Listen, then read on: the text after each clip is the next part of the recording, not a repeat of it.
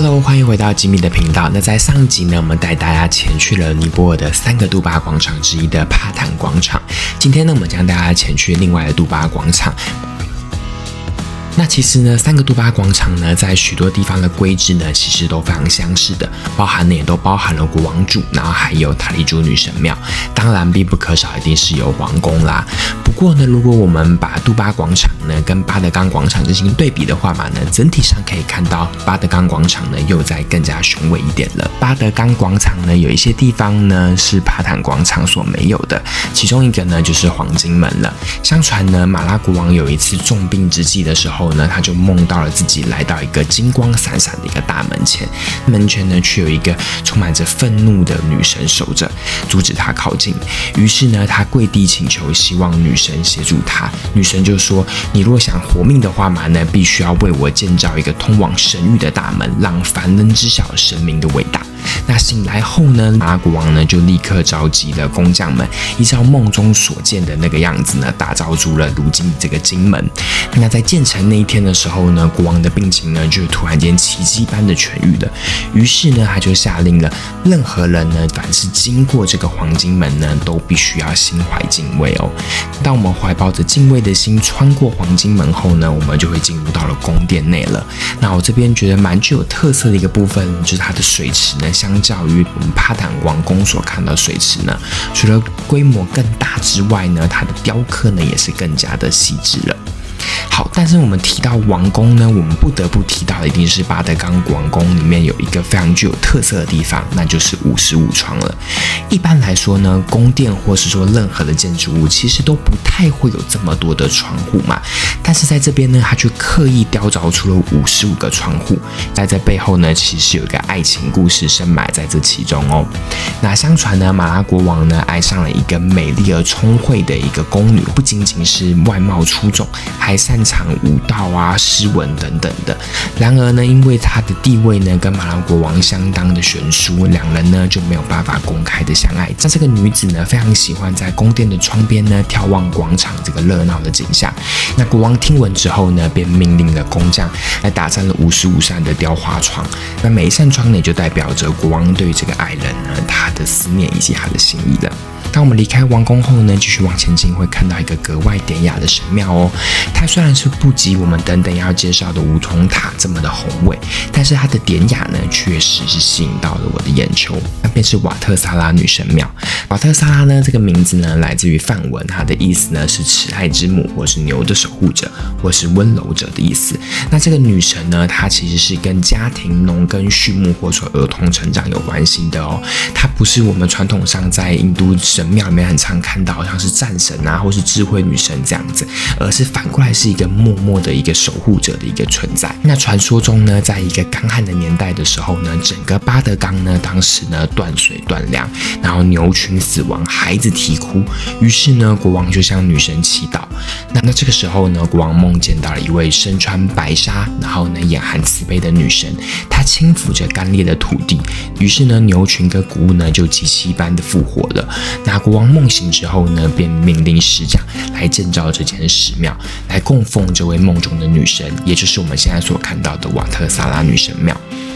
那说实在吧，我觉得可能是因为这个主事神，然后她是一个非常具有慈爱的一个女神。那我觉得她连同呢，也影响了这个神庙的风格跟气场吧。那当时呢，当我走过这边的时候呢，除了被这个神庙的典雅深深吸引之外呢，我也不知什么呢，突然间就感觉到比较放松。那或许呢，就跟她是一个非常慈悲亲民的一个家庭守护神有关系吧。那我们可以注意到的是呢，两侧的石阶呢，由上到下呢，分别是骆驼、诗人，然后呢犀牛，还有马跟牵着狗的人。那这个呢，和我们等一下要见到的五重塔呢，就形成了非常强烈的对比咯。好，那当我们再往前进吧。接下来呢，就要跟大家介绍的呢，就是我们加德满都的一大地标，就是这个五重塔了。那它呢，也是巴德冈杜巴广场里面最知名的建筑物哦。它的高度呢有30公尺，那是整个尼泊尔目前最高的神庙建筑。它所主祀的呢是 Lakshmi， 那她是财富跟繁荣女神。那同时呢，也拥有一个愤怒的化身，然后呢是非常具有强大力量的，可以击退邪灵，然后可可以保护人民。那据传呢，他的双眼呢可以洞察邪念，因此呢，所有的瘟疫啊或是不祥呢，在他面前都无所遁形。那传说中呢，马拉国王呢有一次在瘟疫之年的时候呢，他就向神祈愿，那也就梦见了 Lakshmi 呢挥舞的武器立在了5层阶梯之上，然后脚踩恶灵来守护百姓。醒来之后呢，马拉国王呢也就于是下令说要建造这个 Lakshmi 的神庙，并且呢他还亲自参与设计哦。下到塔上呢，我们都可以看到每一层呢，它都有一个成对的守护的雕像。那据传呢，都比下方的这个守护者还要再强上10倍。那我们也就不难可以推测，在整个5层塔之上的这个 Lakshmi 呢，它的实力有多强大了。那第一层呢是2个武士，那他们呢是真实存在的2个武士。那相传呢，他们为了要保护巴德港而曾经在那边战死。那他们所拥有的呢是这个凡人的力量。第2层呢是大象，大象呢又是诸神的坐骑嘛，因此呢他们的力量呢又在比武士还要再更强了。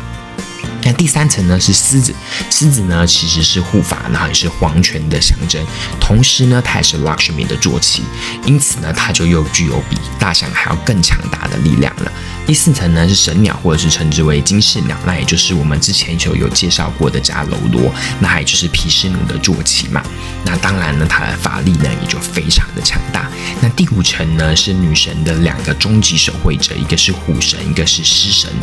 然后呢，到了最上层呢，那当然就是 Lakshmi 本人啦。那这座五重塔呢，仿佛真的具有神力一般哦。在经过了尼泊尔的1934年跟2015年的2次大地震的时候呢，这座五重塔都还可以屹立不摇。那相较于我们在杜巴广场所看到的很多建筑来说呢，其实他们都已经是经历了2次大地震之后有损毁再重建的。但是呢，五重塔呢却是毫发无伤哦。那为什么五重塔呢可以经历2次大地震呢而毫发无伤呢？民间是有一个传说啦，就是国王当时在建塔的时候呢，他是选择把女神的金像呢，然后埋于塔心，并且举行了长达7天的大火奉祭，才将女神的力量呢化成为了整座塔的基柱。那另外一种说法呢，比较具有科学根据的呢，其实是呢，因为这个五重塔呢，相对于过去的其他神庙里面呢，它有一个比较深的地基。那经过科学家的一个判断来说呢，它当时的地基呢到了深至地下10米，因此呢，它才可以比较抗地震啊。那亲眼见证后呢，必须说五重塔真的是非常的宏伟，非常推荐大家来到这边的时候呢，绝对不能错过哦。好，背后呢，就让我们往巴德冈广场另外一个知名景点移动吧，那就是陶器广场了。说到陶器广场呢，确实是会让人有种回到莺歌的这种感觉啦。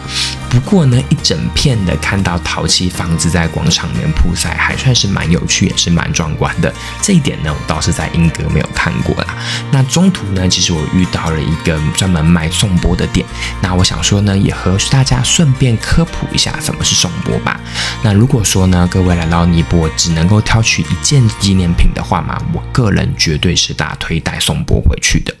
那颂钵呢，其实它就是起源于西藏跟尼泊尔，那是过去僧侣他用来化缘或者说供放祭品的一个容器。那后来呢，就被运用在了瑜伽、冥想或是音疗。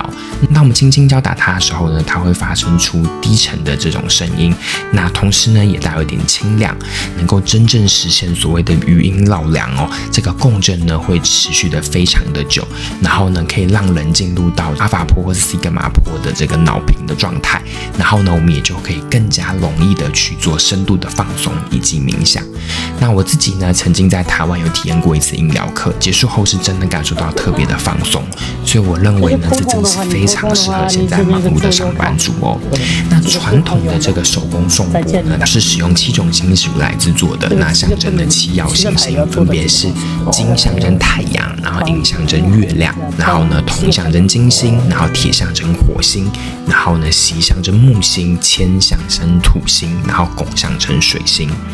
去的时候呢，加上我的朋友不断跟我推更说台湾要买颂钵，超超级无敌贵。如果是一般一个碗的大小的话嘛，可能会卖到将近8000块哦。但是呢，在那边呢，我实际上去看，大概就在1500块左右而已。那甚至如果他很会杀价的话嘛，绝对可以用更低的价格来入手，算是真正的产地价吧。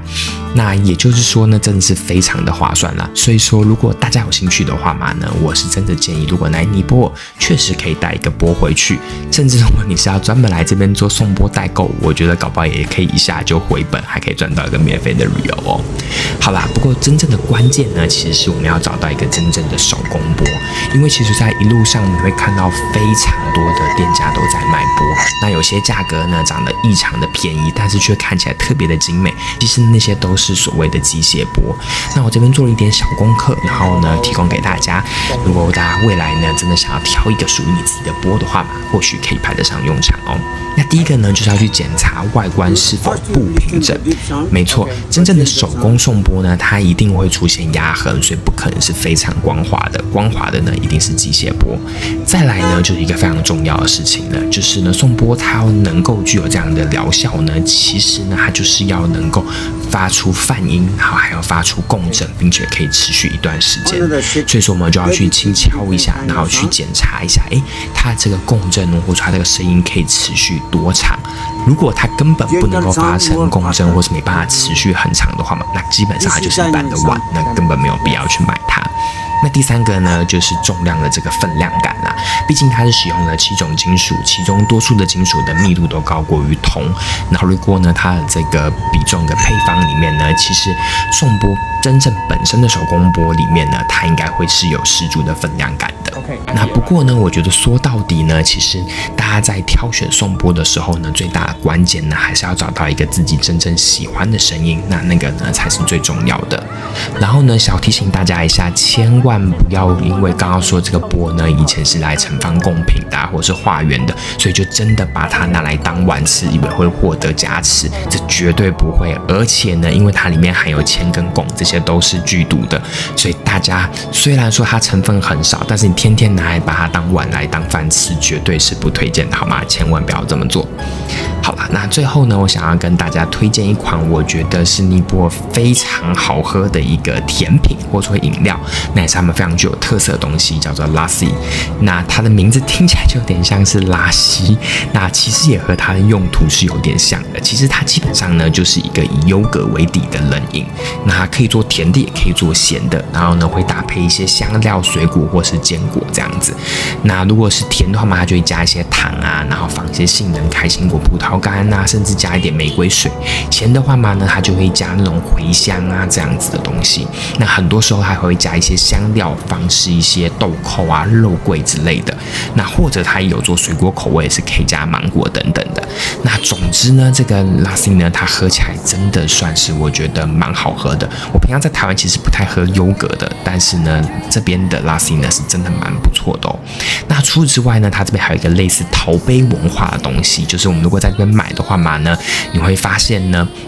它都会把它装在一次性的陶杯，然后它也没有要回收哦。我们大家喝完的时候呢，就要把它给摔破。那传说中呢，我们就是把这个陶杯喝完丢掉之后呢，也是对于土地的尊敬，让泥土回到泥土里面去。好啦，那以上呢就是巴德冈广场的一些介绍了。那下一集呢，我们会带大家去最知名的加德满都的杜巴广场，并且呢会在那边跟大家格外分享我这边独家目睹的一个神秘的经历，绝对是大家在 YouTube 上面平常找不到的神奇经历哦。因此呢，如果你不想要错过接下来的旅游冒险影片的话嘛呢，就赶紧订阅我的频道吧。然后还有 IG 可以追踪哦。那更多的知识影片呢，就在吉明的频道。让我们下部影片见吧，拜拜。